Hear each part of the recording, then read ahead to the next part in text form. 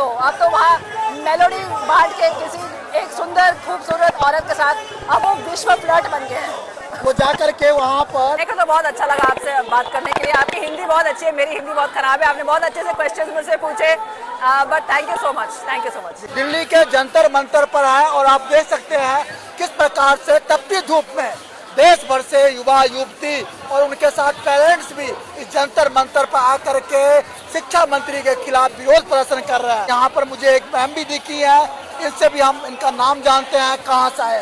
सर्वप्रथम तो आपका बहुत बहुत स्वागत है। Thank you very much. हाँ जी, मेरा नाम मेधा सोनी है, मैं यहीं की हूँ, GK1 से आई हूँ और मैं सब यंग लोगों को सपोर्ट करने आई हूँ। यंग लोगों को सपोर्ट करने आई हैं। आज मैं जानना चाहता हूँ, देखिए कितनी व्यवस्था है ये भारत की, जिस युवा को इस समय पढ़ना चाहिए, नौकरी के लिए प्रयास करना चाहिए और भी जगहों पर देश को सपोर्ट करना चाहिए, आज तपती धूप में आकर के जंतर मंतर पर विरोध प्रदर्शन कर रहे हैं। देखिए, ये मजबूरी है, ये तो काम करना ही था। जिस स्थिति पे हमारा देश है, इतने सारे बच्चों ने अपनी तो जान ले ली है, तो ये तो सबका फर्ज बनता है कि हम आके, मैं खुद ही यंग नहीं हूँ बट मेरे घर में यंग लोग हैं, हमारा सबका फर्ज बनता है हम आके जो सही काम है वो करें, हम अपनी आवाज़ उठाएं। बहुत सालों से सबकी आवाज़ काफ़ी बंद थी, तो बहुत अच्छा महसूस हो रहा है कि इतने सारे लोग डर नहीं रहे, लोग बाहर आके अपनी बात बोल रहे हैं और यहाँ पे बहुत सारे गोदी मीडिया टाइप के लोग घूम रहे हैं और वो काफ़ी हीटेड कॉन्वर्सेशन कर रहे हैं, बट फिर भी मुझे लग रहा है कि जो यंग लोग हैं वो आपको रास्ता दिखाएंगे आज। जी, यहीं पर बहुत सारे लोग आते हैं, वीडियो बनाते हैं, ये युवा शिक्षा मांग रहे हैं, वो इनको हिंदू मुस्लिम समझाने आते हैं। यही मैं अभी आधे घंटे से पौने घंटे से मैं यही देख रही हूँ, हिंदू मुस्लिम सारी जगह हो रहा है, सारे गोदी मीडिया वाले यहाँ भरे पड़े, बचपन सारे यही है, तो ठीक है, उनका भी हक है। अगर आप डरते हो कि इतने सारे लोग बोल रहे हैं और आपको डर लग रहा है, तो आप कीजिए लोगों के साथ। ये डर में है, ये डर से ही ये सबके बीच में आके सबको आर्ग्यूमेंट कर रहे हैं। तो मैम एक चीज बताइए आप निष्पक्षता से, हमारा भारत आज विश्व गुरु बनने की सपना दिखाते हैं प्रधानमंत्री, किस प्रकार से हमारा भारत विश्व गुरु बनेगा? हिंदू मुस्लिम करने से, जातिवाद करने से, या शिक्षा स्वास्थ्य सुरक्षा को बेहतर बनाने से?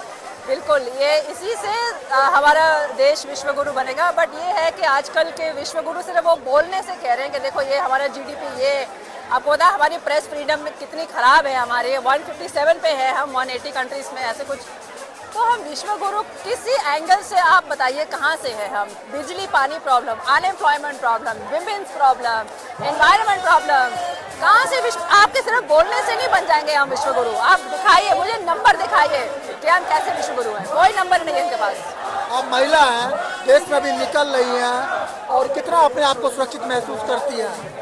नहीं, देखिए, जब से मैं आई हूँ मेरे को तो ठीक लग रहा है, ऐसा कुछ नहीं है, बिल्कुल एक पीसफुल प्रोटेस्ट है। नहीं, दिल्ली में, यहाँ की बात नहीं कर रहा हूँ। ओ दिल्ली में, हाँ, दिल्ली में तो विमेन दिल्ली में या और ओवर इंडिया में? नहीं, दिल्ली में तो खासकर मैं बोल सकती हूँ विमेन सेफ्टी का बहुत बड़ा एक प्रॉब्लम है।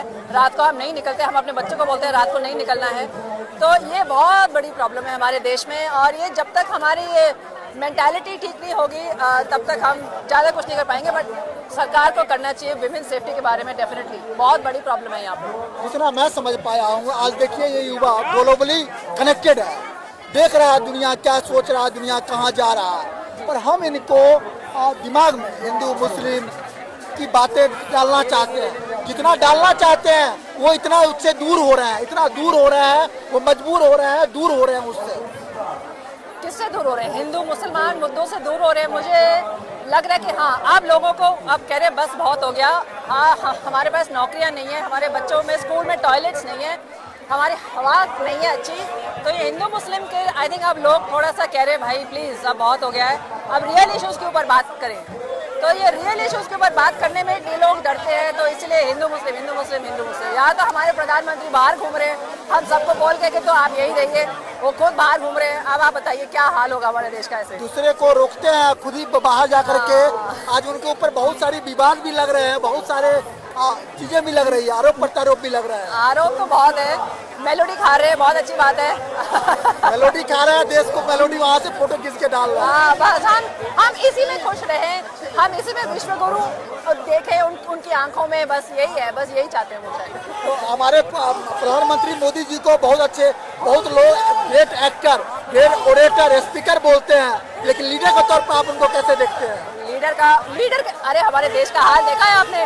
कौन से लीडर है, कौन से एंगल से लीड किया उन्होंने? हमें हिंदू मुस्लिम में बहुत अच्छे से लीड किया उन्होंने, बस बहुत हो गया। मेरे को लगता है वो सबसे बड़े फ्लर्ट भी है अब तो वहाँ मेलोडी बांट के किसी एक सुंदर खूबसूरत औरत के साथ अब वो विश्व फ्लर्ट बन गए हैं। वो जा कर के वहाँ पर एक इन्वायरमेंट बनाते हैं, लोगों से लचीले बात करते हैं और उसको गोदी मीडिया उनके समर्थक इतना बढ़ा चढ़ा कर दिखाते हैं। देखिए हमारी देश का साख कितना मजबूत है। देखिए मुझे लग रहा है अब लोगों को गोदी मीडिया का भी खेल अब दिख रहा है। उनका जो टीवी व्यूअरशिप है काफ़ी कम है, पहले से काफ़ी कम है, तो लोगों को अब पहचान में आ रहा है कि गोदी मीडिया वो क्या कर रही है। देखो यहाँ भी बहुत सारी गोदी मीडिया भरी पड़ी है।